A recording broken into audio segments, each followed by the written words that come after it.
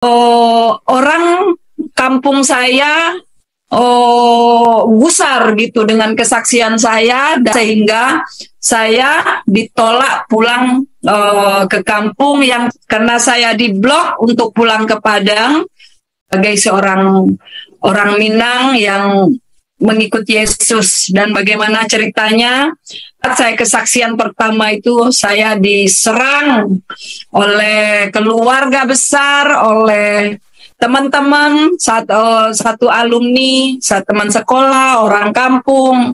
Karena waktu itu saya memang dengan kepedean saya, karena saya merasa semua rata-rata orang kampung saya sudah tahu kalau saya sudah berpindah iman gitu. Dimana memang iblis tidak suka ya, sehingga orang kampung saya gusar gitu dengan kesaksian saya. Dan ada beberapa mungkin memang waktu itu ada yang belum mendengar bahwa saya ke Kristen gitu, sehingga saya ditolak pulang ke kampung karena saya diblok untuk pulang ke Padang. Waktu itu saya sempat bergumul berat juga, dan sempat saya kembali sampai di kampung pas acara pesta, acara pernikahan. Ada intimidasi dan ada beberapa keluarga yang mengasingkan saya dan tidak mau disalami oleh saya. Nah, waktu keluarga tidak mau disalami sama saya, bagi saya waktu itu tidak ada masalah. Kenapa? Karena saya percaya, karena saya tahu karena waktu sejak pertama saya ikut Yesus, saya sudah sering diusir gitu. Tahun pertama saya ikut Yesus itu saya diusir sampai 3 kali, dan pas pulang ke Padang tahun 2009 saya diusir juga pas pulang ke kampung gitu ya. Nah, tapi semua Tuhan balikan keadaan itu sehingga mereka melihat bahwa iman yang saya ikutin itu berbeda yang mereka dengar gitu. Yang mereka dengar kan lain dari Muslim itu kan kafir gitu ya. Jadi najis gitu ya. Tapi setelah mereka melihat bahwa justru lewat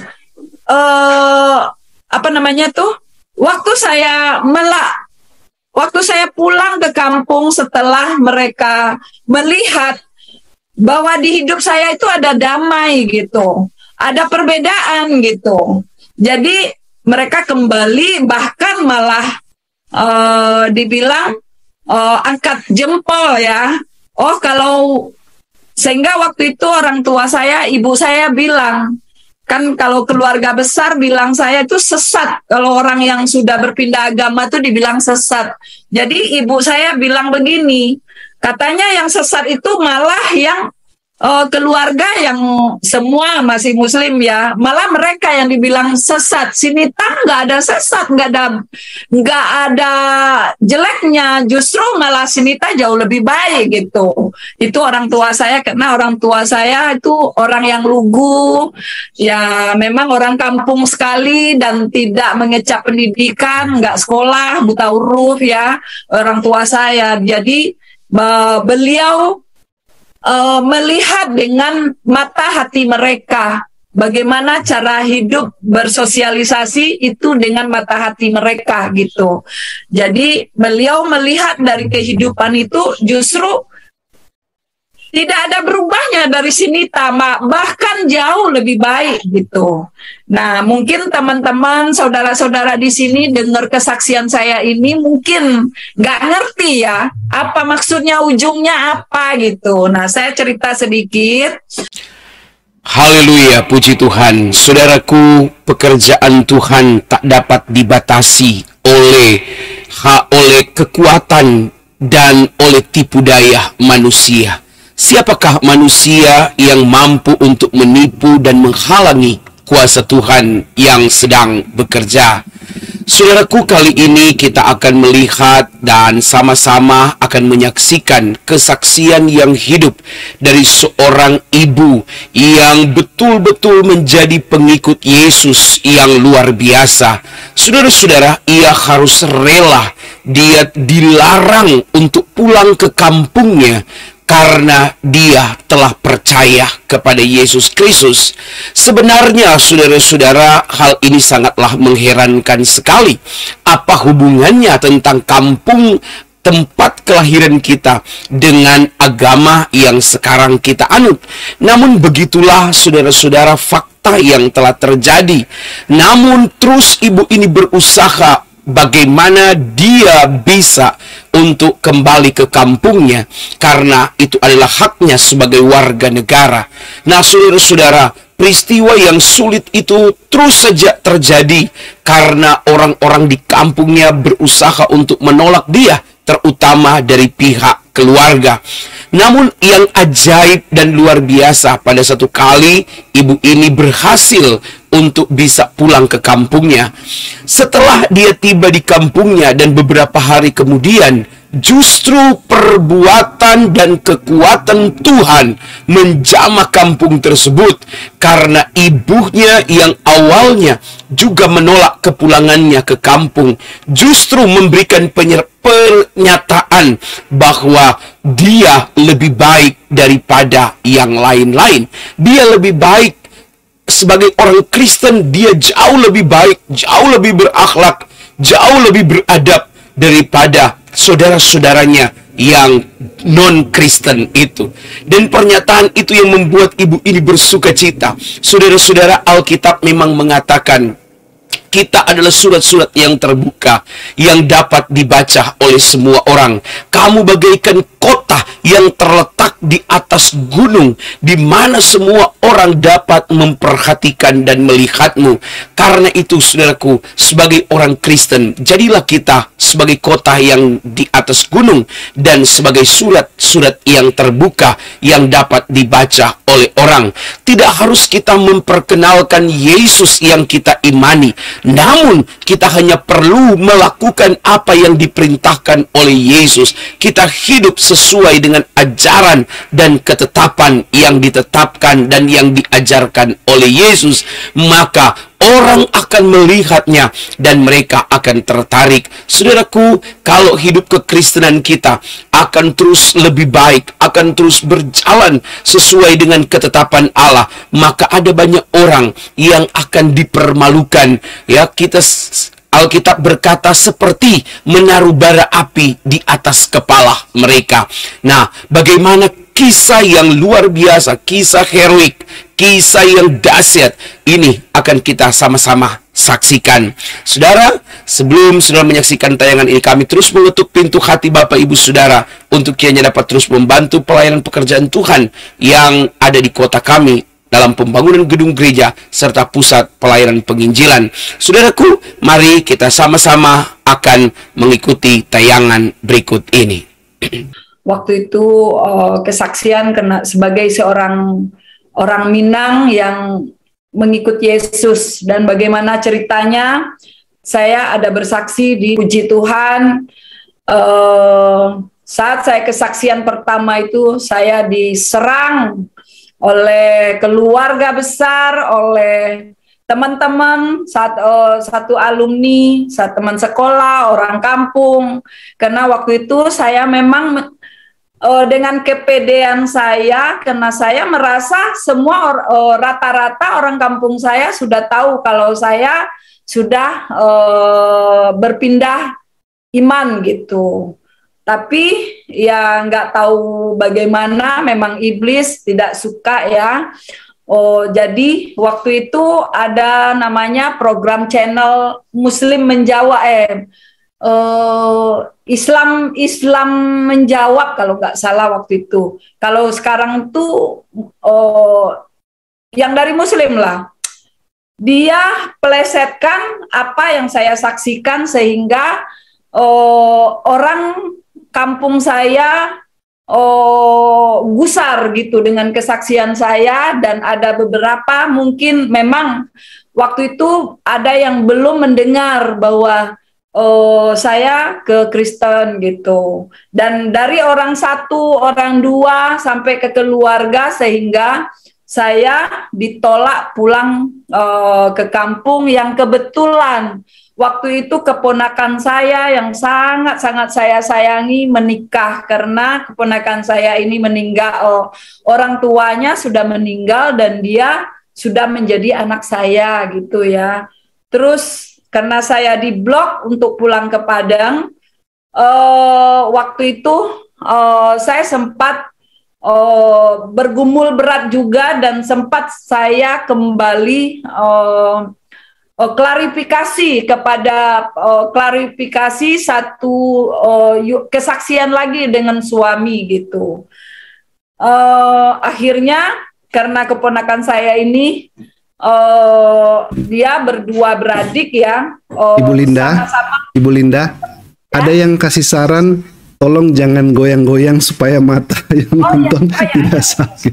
Iya, ada yang komen ini Bu. Jadi saya sampaikan ke Ibu. Lanjut Bu. Ya Pak. Jadi mau menikah satu lagi karena keponakan saya ini umurnya tidak berapa jauh waktu saya kesaksian itu.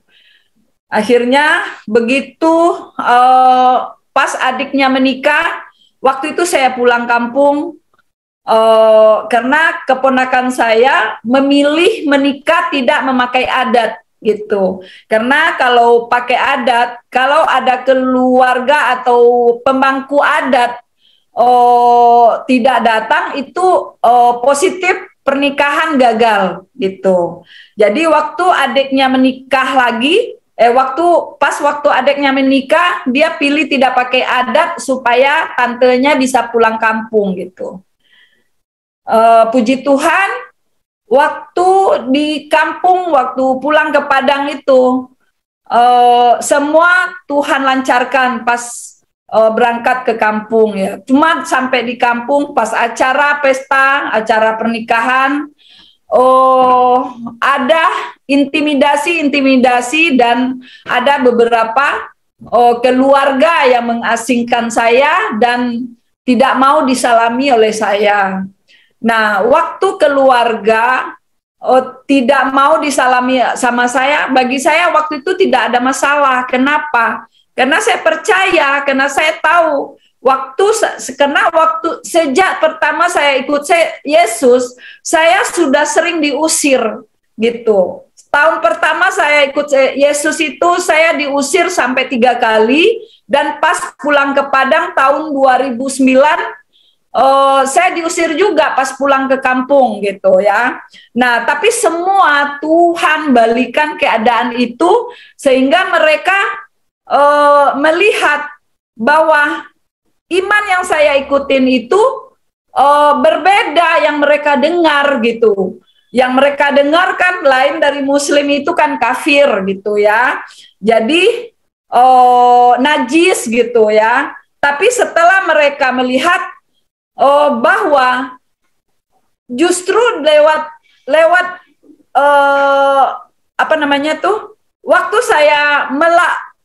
waktu saya pulang ke kampung setelah mereka melihat bahwa di hidup saya itu ada damai gitu, ada perbedaan gitu.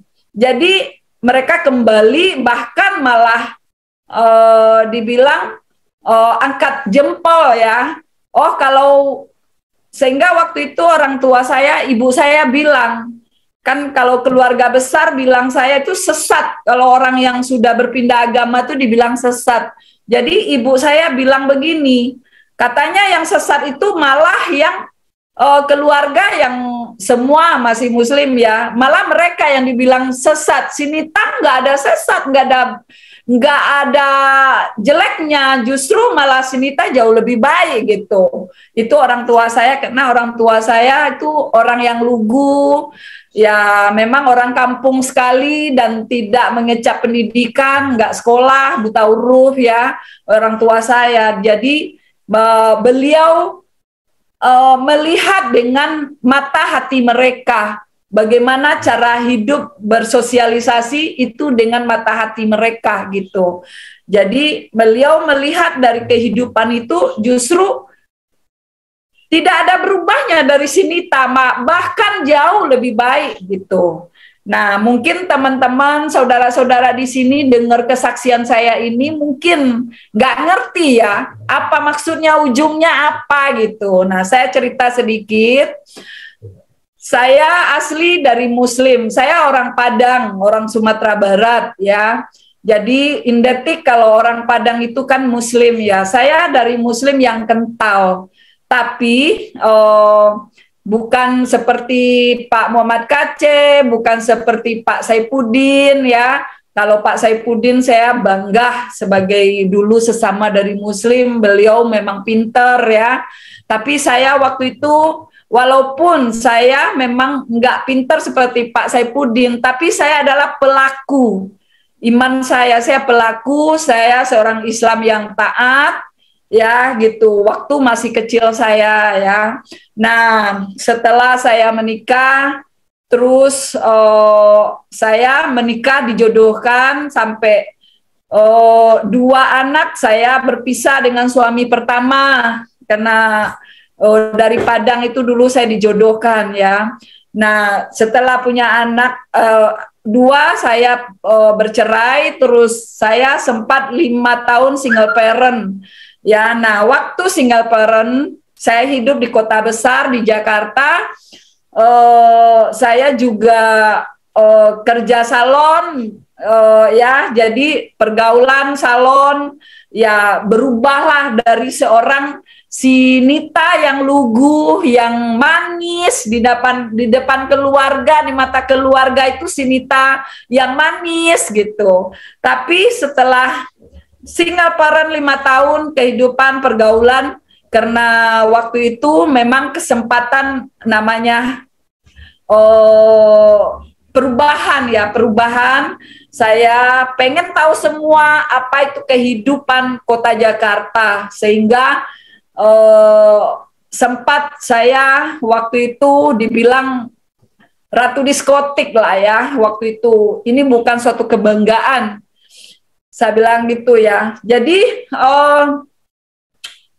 sampai saya ketemu dengan Pak Edi, suami saya sekarang ini. Saya sudah single parent hampir 5 tahun waktu itu. Nah, ketemu sama Pak Edi kebetulan duda. Namun waktu itu Pak Edinya baru duda ya, baru cerai 3 bulanan lebih lah dengan mama anaknya yang dulu ya gitu. Jadi Pak Edi punya anak 2 laki-laki, saya bawa anak 2 laki-laki.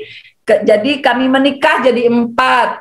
Terus setelah menikah kami dapat 2 anak lagi, laki-laki lagi, jadi semuanya 6. Nah, jadi perjalanan pernikahan kami menikah secara Muslim. Ya, secara Muslim, Pak Edi waktu itu masih beragama Buddha. Nah, namun setelah menikah sampai di rumah, mungkin seminggu atau sebulan lah ya. Jadi dikunjungin sama keluarga besar waktu di Buddha itu ya. Jadi kalau seperti kita sama teman cool gitu ya, dikunjungin ke rumah, akhirnya beliau balik lagi ke Buddha sampai saya punya anak yang kedua. Waktu saya hamil muda, saya hamil itu selalu mabok ya. Jadi waktu saya lagi mabok berat, waktu itu Pak Edi tiba-tiba mau ke Kristen. Nah, sejak itulah tahun 2003 lah ya, waktu itu. Sejak itulah kami sering ribut sampai 5 tahun kami bertentangan keyakinan, bertentangan iman. Kalau di Jakarta itu rata-rata orang gereja itu tahu kalau Pak Edi itu orang yang gigih gitu, dan saya pun juga seorang Muslim yang keras. Tapi kemusliman saya itu begitu kembali taat, kembali rajin itu setelah bertentangan dengan Pak Edi ya. Setelah Pak Edi Kristen, sampai suatu saat kami cerai. Waktu itu saya cuma simpulkan aja ya, waktu perceraian kami 3 bulan lah lebih kurang, akhirnya kami bersatu lagi. Karena memang satu kekecewaan saya, tadi dari judul si Pak Prengki ambil namanya kecewa dengan orang yang saya kagumin gitu ya. Memang Ustadz yang saya kagumin itu waktu itu karena ceramah-ceramahnya itu tentang keluarga, tentang mendidik anak-anak gitu ya. Karena anak-anak saya ini anak-anak yang boleh dibilang broken home lah ya istilahnya. Dari anaknya Pak Edi juga nggak bisa terima dengan pernikahan Pak Edi, sedangkan anak yang dari saya bawa juga tidak merasakan kasih sayang Bapak gitu. Bagaimana hancurnya anak-anak saya waktu itu gitu ya.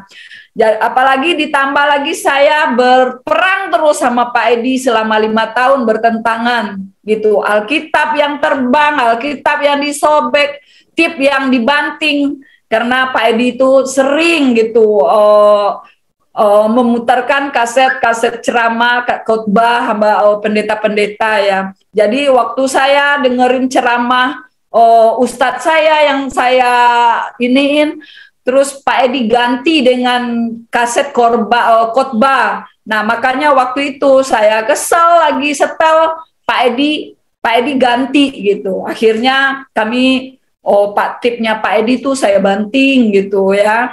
Jadi Alkitabnya nanti saya lagi sholat tahajud, dia ambil Alkitabnya, suruh baca Alkitabnya. Saya marah karena sholat tahajud itu memang nggak boleh ada yang ganggu gitu.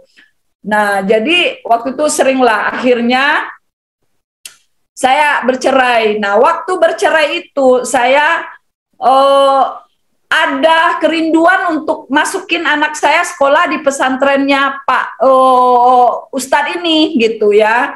Jadi tiba-tiba beliau cerai, beliau kawin lagi gitu. Itu memang membuat saya kecewa dan teramat kecewa. Akhirnya saya tidak mau sholat lagi, nggak mau ngaji lagi. Pokoknya saya berbalik. Waktu itu kembali merokok lagi waktu itu gitu ya. Nah, karena kondisi keuangan kami sangat-sangat minus waktu itu, karena memang kami sering ributnya daripada usaha gitu. Dan Pak Edi sering pergi ke persekutuan-persekutuan, doa di sana di mana-mana gitu ya, untuk berdoa buat saya. Akhirnya cerai kami waktu itu 3 bulan lah mungkin ya waktu itu. Saya usaha ini usaha itu, tidak ada yang bisa tidak hidup mati semua gitu. Akhirnya saya kembali lagi rujuk sama Pak Edi dan membuka hati saya untuk tidak fanatik ya. Nah disitulah awal mula saya mau banyak hal di kesaksian di Pak Yusuf Manubulu. Saya sudah bersaksi bagaimana saya waktu itu caranya Tuhan panggil saya. Jadi waktu itu saya benar-benar tidak tahu apa yang mesti saya perbuat untuk masa depan anak-anak saya, untuk pendidikan anak-anak saya. Bukan hanya sekedar pendidikan, tapi untuk makan, untuk sore aja tidak punya uang waktu itu. Akhirnya saya balik lagi ke Pak Edi, dan waktu itu saya hanya mengambil keputusan untuk tidak fanatik. Nah, saat itulah saya melihat mujizat Tuhan waktu itu. Waktu saya tidak membuka hati untuk tidak fanatik, saya teringat kalau saya pergi sama Pak Edi, berarti saya harus malu dong kalau merokok gitu. Karena Pak Edi sendiri nggak ngerokok gitu ya. Dan dilihat dari teman-teman Pak Edi nggak ada yang ngerokok gitu. Akhirnya saya waktu itu saya tantang itu Yesus gitu ya. Yesus, kalau memang Engkau Tuhan, bisa nggak buat saya tidak merokok lagi gitu. lepas dari rokok ini gitu. Jadi waktu itu rokok saya waktu itu mungkin tinggal 5 batang kalau nggak salah tuh, tinggal 5 batang. Waktu saya baru ngomong, bisa nggak kalau memang Engkau Tuhan, bisa nggak lepasin aku dari rokok? Waktu itu langsung saya kesadaan apa sih namanya itu. Jadi asap rokok itu masuk ke kuping-kuping, masuk ke hidung saya dari mulut gitu ya. Akhirnya waktu itu saya sampai mau muntah, dan bau muntah itu sampai sekarang. Oh, saya kalau cium hawa rokok itu seperti itu gitu. Dan puji Tuhan. Nah, waktu itu saya udah melihat ada mujizat, benar Yesus Tuhan gitu. Nah, waktu itu mulai berjalan waktu mula-mula saya ikut Yesus itu, saya mulai mau ngomong sama keluarga saya, nanya sama bilang sama keluarga saya kalau saya mau rujuk lagi sama suami saya, Pak Edi. Namun waktu saya ngomong sama keluarga saya, kakak saya yang pertama, dia sepertinya sih memang tidak ngomong ya, dia tidak mendukung juga saya cerai dan tidak mendorong juga saya untuk rujuk lagi sama suami saya, karena beliau tahu banget siapa suami saya gitu, dan beliau tahu banget adiknya gitu. Jadi yang marah itu kakak saya yang di atas saya. Kakak saya ini memang kayaknya beliau tuh ikut di pengajian yang sekarang aliran keras itu ya, sepertinya yang bercadar itu gitu. Jadi cuma waktu itu saya nggak tahu gitu loh. Nah, kakak saya ini yang tidak bisa terima sehingga dia hasut semua keluarga, teman-teman saya dia hasut semua, dia datang ke rumah, dia marah-marah sampai suami saya mau dibunuh ya. Dia untungnya puji Tuhannya waktu itu suami saya udah berangkat dari rumah ke Full Gospel. Waktu itu hari Selasa. Hari Selasa dia udah berangkat. Kalau dari Cibubur itu, kalau ke Tomang Ceter itu, ke Selipi itu dia dari rumah itu udah jam 4:30 udah berangkat. Karena acara Full Gospel-nya jam 7 ya. Nah, kakak saya datang setelah suami saya berangkat gitu. Dia datang, mana tuh Sedi? Mana tuh Edi? Edi pembohong, Edi penipu katanya gitu. Ku bunuh dia katanya gitu. Nah, di situ mujizat kedua lagi. Waktu itu saya belum percaya Yesus, aku belum percaya Yesus, belum ada terlintas untuk menjadi orang Kristen. Cuma waktu itu lidah saya kok mengikuti Yesus gitu. Biasanya kalau bukan Yesus, waktu kakak saya marah-marah, saya balik marah gitu. Pasti ribut besar waktu itu, dan bahkan mungkin ya, pasti tetangga pun juga ikut-ikut gitu. Ribut saya gitu, mendukung kakak saya gitu, karena Muslim kental semua di sana ya. Nah, waktu itu saya cuma bilang, Yesus, dari hati saya keluar, dari hati yang kecil gitu. Itu mukjizat kedua yang saya lihat gitu ya. Nah, setelah kakak saya marah-marah, dia pulang, terus saya bingung, loh, kok tadi saya ngomong Yesus gitu? Kok tadi saya ngomong Yesus gitu kan? Udah berjalan begitu aja. Singkat cerita, karena saya udah nggak fanatik, saya sering ikut-ikut sama Pak Edi, karena Pak Edi ini orang yang giat ya, dia dari persekutuan, apalagi di Full Gospel. Nah, waktu itu saya diajak ke Full Gospel sama Pak Edi, mungkin, dan bukan kebetulan waktu itu lagi ada pemuritan gitu. Setelah ibadah Full Gospel-nya selesai, mereka masuk lagi ke satu ruangan, ikut pemuritan. Waktu itu saya nggak ngerti. Nah, di situ saya melihat kalau orang Kristen itu, nah saya ingat, saya waktu saya nggak bisa terima kekristenan Pak Edi, saya didoktrinin oleh Mu'alaf Haji Rene itu. Ya, saya sampai beli kasetnya, sampai beli bukunya. Waktu itu dari dia saya juga tahu, oh Tuhan orang Kristen itu 3, Tuhan orang Kristen itu anak gitu kan. Jadi itu yang sering kami perdebatkan sama Pak Edi gitu. Nah waktu itu saya ingat Haji Irana itu ngomong, dia bilang sebego-begonya manusia di muka bumi ini paling bego orang Kristen. Karena katanya menuhankan manusia Isa Al-Masih putra Maryam katanya sebagai Tuhan katanya gitu kan. Nah waktu itu saya tercengang-cengang ngelihat orang-orang full gospel itu. Kalau yang di Tomang Ceter itu ya orang full gospel itu orang ya boleh dibilang orang yang sangat-sangat beruntung ekonomi mereka ya.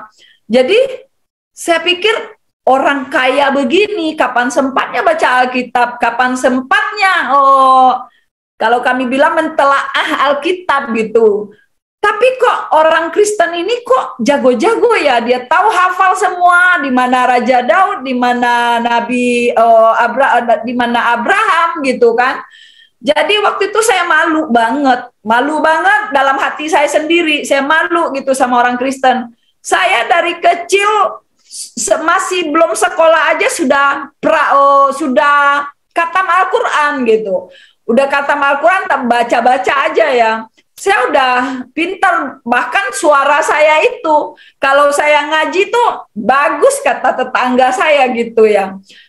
Namun saya nggak hafal tuh Nabi Muhammad aja saya nggak hafal ada di ayat mana di Al-Quran gitu. Singkat cerita, saya lihat orang Kristen tuh, oh kok ahli banget di Alkitabnya, dia hafal di mana surat, di mana ayatnya dia tahu gitu.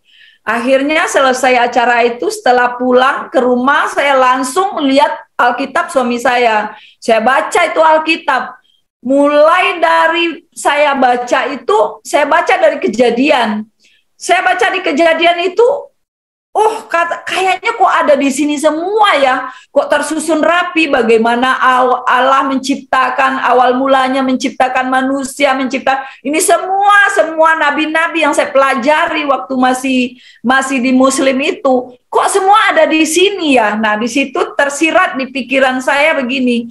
Kalau Alkitab orang Kristen itu palsu, kok bisa ditulis ya di Al-Quran gitu? Kenapa dicontoh? Karena di sini jauh lebih asli gitu, lebih jelas gitu ceritanya di Alkitab itu dari awal mula manusia diciptakan gitu kan.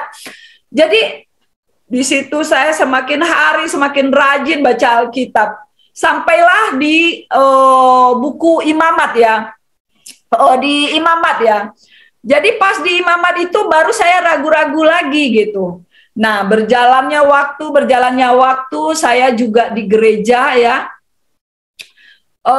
Suami saya itu semangat sekali gitu dengan keberadaan saya gitu, ajak-ajak saya ke gereja gitu. Jadi kalau setiap hari ibadah hari Minggu itu, kalau minggu pertama pakai baju putih, ya, minggu kedua pakai baju ini, minggu ketiga pakai baju ini, dia udah setelin baju saya gitu loh. Jadi sehingga waktu di gereja orang-orang lihat saya itu bukan jiwa baru gitu loh, tapi itu pengerja gitu. Bahkan dari beberapa jemaat baru itu nganggap saya tuh hamba Tuhan gitu. Ada yang ngomong langsung sama saya pikir Ibu Nita itu hamba Tuhan katanya gitu. Karena saya rajin, saya senang gitu melayani, menjambut tamu di gereja gitu. Itu ya yang saya alami awal-awal mula. Nah, lanjut lagi berjalannya waktu, saya juga ikut puasa Ester di Bu Dora Kamsil. Waktu itu setiap bulan sekali gitu ya, setiap bulan sekali 3 hari. Jadi dengan begitu sukacitanya gitu loh, tidak terasa hampir 1 tahun. Nah, pas masuk 1 tahun itu, teman tetangga saya udah mulai diusir gitu, mulai diusir sama tetangga. Kembali lagi mujizat itu berjalan ya, mujizat itu berjalan. Diusir saya pagi-pagi, siang pagi-pagi saya dapat bacaan Alkitab ini gitu ya. Jadi waktu saya diusir dan ini ya, itu langsung timbul dalam hati saya, langsung saya lihat kalau di film Tuhan Yesus itu, waktu Tuhan Yesus disalib bilang, Bapa ampuni mereka karena apa yang mereka lakukan, mereka tidak tahu apa yang mereka lakukan gitu ya. Jadi setiap mereka mengusir saya, yang timbul langsung ingat kata-kata Yesus itu gitu, yang di film itu gitu. Nah, diusir pertama, tapi ini ya saya tidak pernah, saya rasanya memang tidak pernah rasa sakit hati gitu. Yang ada, saya merasa kasihan, saya merasa memang mereka itu kecewa dengan saya, mereka tidak tahu apa yang mereka lakukan. Justru dengan begitu, belas kasihan yang dari Tuhan itu muncul besar sekali. Semakin mereka mengusir saya, semakin saya sayang sama mereka gitu. Itu yang terjadi gitu. Jadi tapi gitu loh. Tapi yang saya lihat waktu itu, setiap mereka yang habis usir saya yang pertama, seminggu habis usir saya mereka mati mendadak gitu. Terus diusir yang kedua,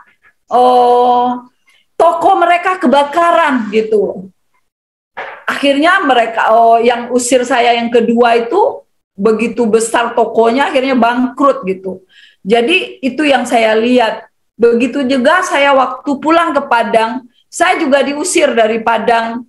Dan waktu saya diusir, kejadianlah gempa tahun 2009 di Padang. Nah waktu itulah adik saya yang ngusir saya itu, saya bukan bilang itu karma, bukan ya. Tapi itu yang saya lihat, nggak lama waktu habis usir saya, adik saya ini jatuh sakit. Waktu itu dia kena kista ya. Tapi berlarut-larut ya. Dan puji Tuhan, semua yang Tuhan izinkan itu terjadi, Tuhan buat itu untuk kemuliaan Tuhan gitu. Nah, setiap yang usir saya itu, kenapa kok nggak ada sakit hati aku, nggak ada kesal, nggak ada marah gitu. Yang ada itu belas kasihan kepada mereka gitu. Dan puji Tuhannya, saya punya teman-teman di gereja yang ini, itu mereka mensupport saya gitu. Mereka tahu benar kalau saya itu butuh uluran tangan Tuhan lewat mereka gitu. Contohnya keluarga besar saya membenci saya, mereka samperin saya, Bu Nita kalau mau datang ke keluarga jangan segan-segan bilang dulu sama saya ya. Kalau Bu Nita datang ke keluarga jangan hanya tangan kosong katanya gitu. Kita mengasihi itu di manusianya harus juga ada tanda-tanda kasihnya gitu kan. Dan puji Tuhan waktu itu dengan cara begitu, mereka yang membenci saya itu berbalik malah menjadi tauladan bagi mereka gitu loh. Kok nggak ada sakit, nggak ada keselnya, nggak ada marah ya, Senita itu udah diusir katanya, dia mau-mau aja, masih baik-baik aja gitu. Nah ini ya banyak yang saya alami. Terus terlebih lagi orang tua saya ya, ibu saya waktu itu, begitu saya Kristen, beliau penasaran, beliau datang ke Jakarta. Waktu itu beliau di rumah, beliau bilang, datang awalnya nggak mau ke rumah, saya jemput ke rumah. Terus begitu di rumah dia lihat saya kasih makan, beliau nggak mau makan. Terus saya tanya, Mak, kenapa Mak nggak mau makan? Dia bilang begitu, takut Mak makan tah, katanya gitu. Kenapa Mak? Kamu makan kondie ya tak? Kondie itu bahasa Padangnya babi gitu. Oh enggak Mak, aku enggak makan itu gitu. Nah terus iya sih Mak, lihat kamu biasa aja tak, tapi katanya kamu makannya udah beda, ininya udah beda katanya. Tapi Mak lihat kok semakin katanya tuh nggak ada yang berubah di kamu tak, malah semakin Mak kok semakin nyaman sama kamu katanya gitu. Terus saya bawa itu, sehingga ibu saya tuh cerita sama keluarga besar ya. Sinita tuh begini, teman-teman Sinita tuh baik-baik katanya begitu cerita. Akhirnya sama keluarga nggak boleh lagi ke rumah saya. Nah, beliau balik ke kampung sejak beliau dilarang sama keluarga untuk nggak boleh ke rumah saya. Beliau pilih tinggal di kampung sendirian.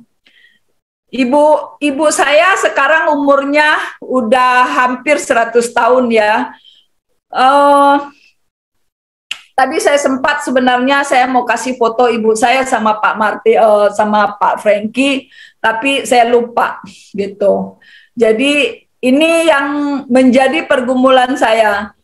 Nah, saya kembali lagi cerita waktu saya ditolak kemarin gara-gara waktu saya kesaksian itu sama orang kampung saya. Waktu di kampung kemarin saya sempat pulang kampung itu ya. Keluar ya, minum. Sorry, maaf sebentar. Iya Ibu, silakan minum dulu Bu. Iya.